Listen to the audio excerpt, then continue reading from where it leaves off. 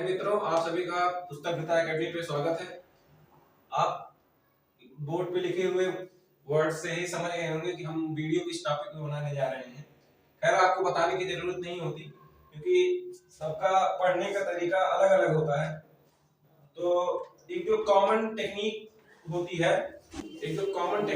मतलब प्रिपरेशन करने की, मतलब रैपिड प्रिपरेशन जिसको बोलते हैं, फास्ट प्रिपरेशन। तो उसके लिए जो है अगर हम बताएं आपको तो एक देखिए हार्ड वर्क होता है। ठीक है, पढ़ाई में एक हार्ड वर्क होता है, एक स्मार्ट वर्क होता है। हार्ड वर्क का मतलब क्या होता है कि आप दूसरे की नजर में 3 या 4 घंटे बैठते हैं, बट आप जो अपने माइंड में स्टक करा पाते हैं, जो लर्निंग आप कर पाते हैं, कितनी देर की कर पाते हैं? आधे घंटे की। और स्मार्ट वर्क क्या होता है कि आप अगर आधे या 1 घंटे भी बैठते हैं तो आपको आधे या घंटे में आप लगभग 2 से ढाई घंटे के बराबर जो बच्चा पढ़ता है उतना आप पढ़ पाते हैं। कैसे होता है वो? एक होता है कि आदमी रटता है, जिसको पैरट लर्निंग बोलते हैं। तोता क्या करता है, उसको आप मिर्ची खिलाइए और उसको चिल्लवाइए तो चिल्लाता रहता है, फिर वही रटते रटते उसकी जुबान पे वही क्या हो जाता है, फिक्स हो जाता है। अब जैसे हम आपको सिखा दें कि आपका नाम अर्पित है, भले ही आपका नाम कुछ दूसरा रहेगा, लेकिन आप अपनी जुबान से अर्पित ही बोलेंगे। क्यों बोलेंगे? क्योंकि आपको समझ नहीं है उस चीज की, बस आपने क्या किया है, उसको गाइड से या कहीं से क्या कर लिया, उसको रट लिया है। वो अलग चीज होती है। और एक होता है क्या कि नॉलेज को क्या करना है, गेन करना अपने आप से, वो स्मार्ट लर्निंग होती है। स्मार्ट लर्निंग अलग चीज होती है। ठीक है, तो स्मार्ट लर्निंग देखिए एक टेक्निक होती है, इटालियन टेक्निक उसको बोलते हैं, पोमोड्रो टाइम मैनेजमेंट टेक्निक उसको बोलते हैं। तो उसमें क्या होता है कि 25 मिनट आप सोशल मीडिया, मोबाइल फोन, मतलब किसी भी गैजेट, कोई भी गैजेट आपके पास नहीं होना चाहिए। 25 मिनट आप क्या करेंगे? सिर्फ आपके पास क्या होना चाहिए? आपकी बुक्स होनी चाहिए, और आप जिस भी चीज से पढ़ना चाहते हैं, मोबाइल छोड़ के, mobile, laptop, other electronic equipments जितने होते हैं, गैजेट्स जो होते हैं, उनको छोड़ के आपके पास क्या होना चाहिए? खाली आपकी बुक्स होनी चाहिए और जो आपके रिवीजन नोट्स हैं। सबसे इंपॉर्टेंट चीज होती है प्रिपरेशन में, जैसे अगर आपके पास कम टाइम बचा है तो रिवीजन नोट्स आपके बहुत इंपॉर्टेंट होते हैं। कि मतलब जैसे आप क्लास 10 के स्टूडेंट हैं, किसी भी क्लास के स्टूडेंट हैं, सबका पेपर जाता है, फाइनल एग्जाम का वैसे भी दौर चल रहा है। ठंडी का मौसम बीतेगा, फरवरी से क्या होगा, फाइनल एग्जाम चालू हो जाएंगे। कुछ बच्चों के बोर्ड्स रहेंगे, कुछ के जो है होम एग्जाम होंगे। होम एग्जाम का मतलब जैसे स्कूल में जो, मतलब जैसे स्कूल में पढ़ते हैं उसी स्कूल में क्या होता है, एग्जाम होता है।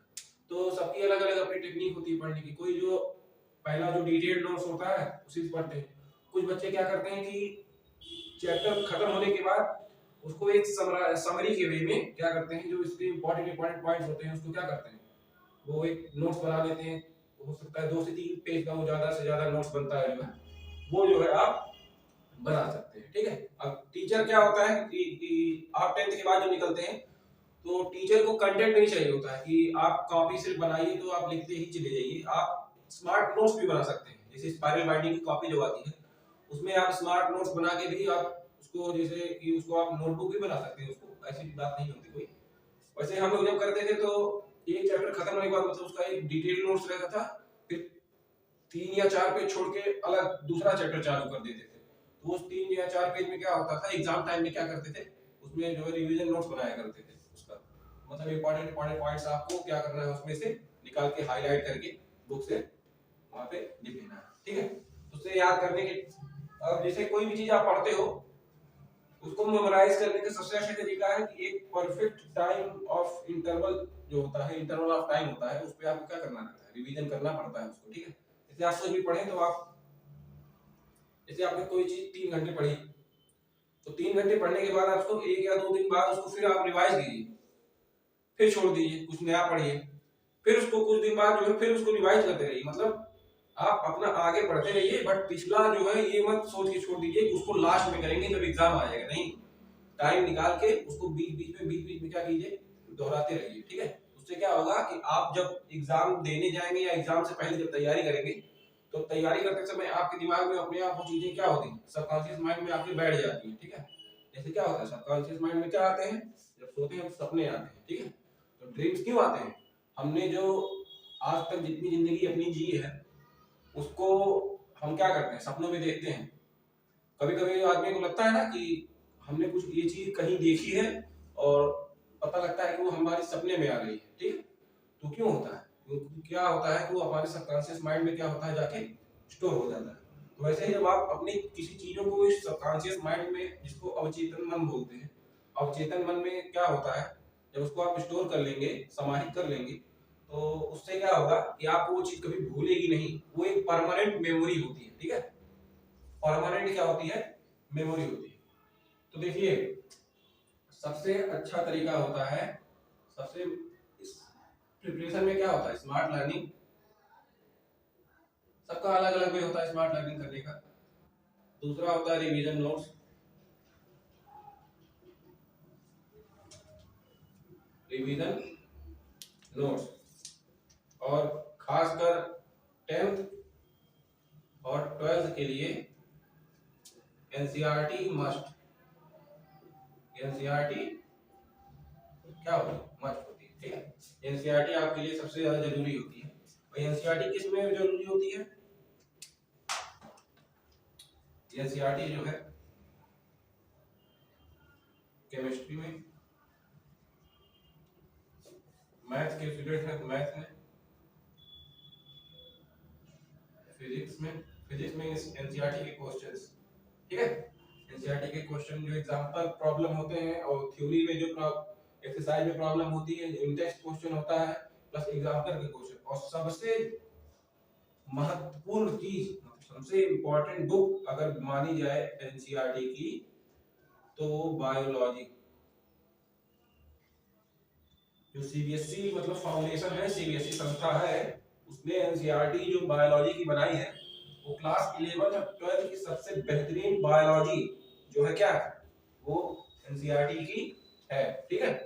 उसके अलावा और जो बुक्स होती हैं पब्लिकेशंस की, उसमें आपको जैसे एनसीईआरटी की एनसीईआरटी का एक पैरा और किसी और पब्लिकेशन की बुक्स का क्या होता है, 2 से 3 पेज लगभग क्या होता है, एक्सप्लेनेशन होता है उसमें। और आप एनसीईआरटी का कभी एक पैरा देखिए, उसमें 2 से 3 लाइन में आपको सारा आंसर मिल जाता है। तो क्या होता है ना कि आपको कम सेंटेंस कम वर्ड्स में ज्यादा एक्सप्लेनेशन करने की कैपेबिलिटी आपके अंदर होनी चाहिए। और उसका सबसे अच्छा तरीका है क्या कि आप एनसीईआरटी और एनसीईआरटी के क्वेश्चन जरूर देखिए, ठीक है। उसको आंसर देखने की टेक्निक और आंसर देने का सबसे अच्छा तरीका ये आप चैप्टर पढ़िए और चैप्टर के ही सेंटेंस से क्या कीजिए, आंसर को फ्रेम कीजिए।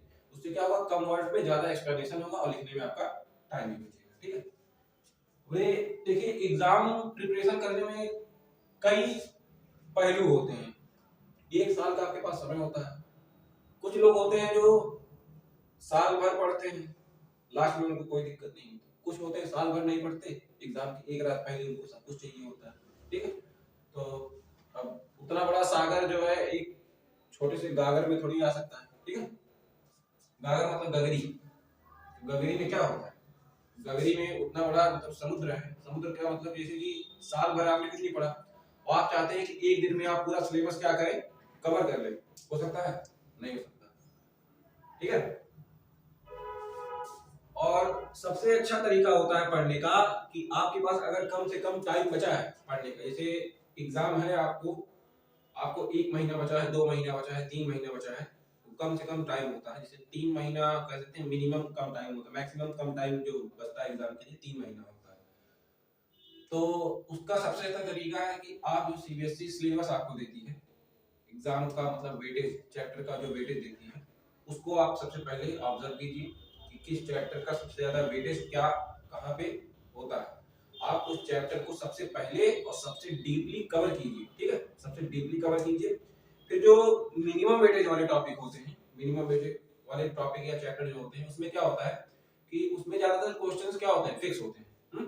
उसमें क्वेश्चन क्या होते हैं, फिक्स होते हैं कि यही टॉपिक से, और जैसे मतलब कोई मिनिमम वेटेज वाला जो चैप्टर है, तो उसमें से कुछ ही टॉपिक जो होते हैं जो इंपॉर्टेंट होते हैं, वहीं से फिक्स होकर क्वेश्चन क्या करता है, ज्यादातर फ्रेम होता है, घूम फिर के वहीं से साल 2 साल पे रिपीट होता रहता है क्वेश्चन।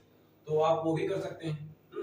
और इसका सबसे अच्छा एग्जाम्पल है कि हर आदमी, हर टीचर आपको बताता है कि आप प्रीवियस ईयर क्वेश्चंस को जरूर सॉल्व कीजिए। मतलब कि पिछले 10 साल के या 5 साल के जितना आपसे हो पाता है उतने सैंपल पेपर्स आप क्या कीजिए, सॉल्व कीजिए। मतलब अगर आप एग्जाम देने जा रहे हैं तो एग्जाम देने से 1 या 2 महीने पहले से ही आप कम से कम 10 से 15 सैंपल पेपर पर सब्जेक्ट के लिए क्या करिए, आप सॉल्व कीजिए। उससे क्या होता है कि आंसर देने की स्पीड प्लस आंसर लिखने की टेक्निक प्लस आंसर में कंटेंट जो देना होता है वो आपको क्या होता है, पता चलता है। देखिए कोई किसी को नहीं बता सकता कि कैसे पढ़ना है, हम आपको बस इतना बता सकते हैं कि क्या पढ़ना है और कब पढ़ना है। कैसे पढ़ना है वो आपके ऊपर डिपेंड करता है, ठीक है। जब आप अपने ऊपर जो आपका बोझ होता है वो भी आपके ऊपर डिपेंड करता है कि आप उसको कितना भारी समझते हैं, ठीक है। भारी वो तब होगा जब बहुत ज्यादा शॉर्ट पीरियड ऑफ टाइम बचेगा एग्जाम प्रिपरेशन के लिए या एग्जाम के लिए। जैसे 10 से 15 दिन अगर किसी सब्जेक्ट के लिए बचा और आपने काफी लंबा आपका उसमें क्या है, बैकलॉग बोलेंगे, जो मतलब सोशल मीडिया की लैंग्वेज में अगर बोला जाए तो बैकलॉग होता है। बैकलॉग मतलब कि लेक्चर का छूटना, लेक्चर का आप मतलब लेक्चर को आप क्या कर रहे हैं, छोड़ रहे हैं।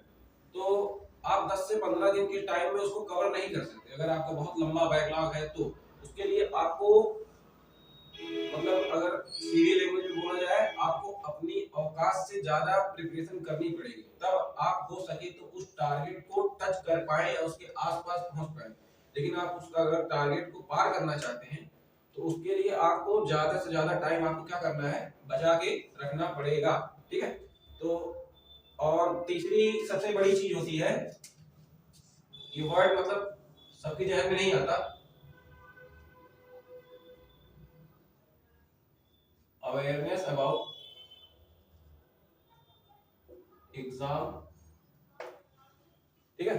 ये क्या होता है, अवेयरनेस मतलब कि आपकी जागरूकता जो होती है, समाज में भी जागरूकता होती है किसी चीज के लिए, और आपके मन में भी जागरूकता चलती रहती है किसी न किसी मूवमेंट के लिए, किसी न किसी रिवोल्यूशन के लिए, किसी न किसी एग्जाम के लिए, ठीक है।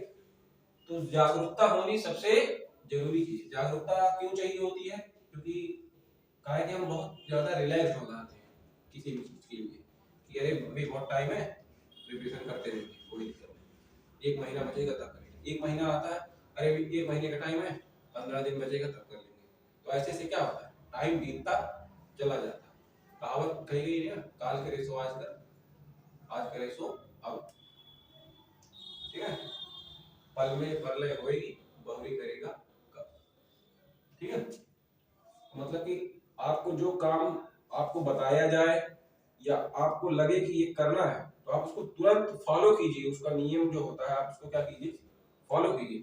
अगर फॉलो नहीं करेंगे तो वो क्या होगा कि डिले होता चला जाएगा, डिले होता चला जाएगा कि आज नहीं करना है, कल करेंगे, कल नहीं करेंगे, परसों करेंगे, ऐसे होता चला जाएगा। टाइम आपका क्या जाएगा, बीतता चला जाएगा। हर घंटा हर मिनट इंपॉर्टेंट होता है, ठीक है।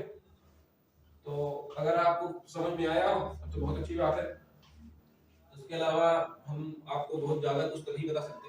खैर हमने आपके लिए जितना पढ़ाया है उतना तो अच्छी चीज है, और आपको सोचते हैं कि कुछ दें आपको एग्जाम से पहले, कुछ गिफ्ट आपके लिए। गिफ्ट का मतलब जैसे कह सकते हैं कि कुछ रिवीजन के बारे में आपको बताएं, जो है रिवीजन क्या करना है, कैसे करना है। हम हर जो है चैप्टर आपको लेकर आएंगे एक वीडियो में, उसमें केमिस्ट्री का जो वेटेज वाला टॉपिक है उसको हो सके तो फिर कवर करने की कोशिश करेंगे वेटेज के हिसाब से। अगर ज्यादा टाइम तो नहीं बचा है तो आप जो है वेटेज के हिसाब से कवर करने की कोशिश करेंगे। इसका ज्यादा वेटेज होगा उसको थोड़ा अच्छे से पढ़ा के और थोड़ा जल्दी पढ़ा के क्या किया जाएगा, खत्म किया जाएगा। तो आप हमारे साथ बने रहिएगा, तब तक आपका दिन शुभ हो। चैनल को सब्सक्राइब करना मत भूलिए, वीडियो को लाइक कीजिए, कमेंट कीजिए, शेयर कीजिए। तब तक के लिए धन्यवाद।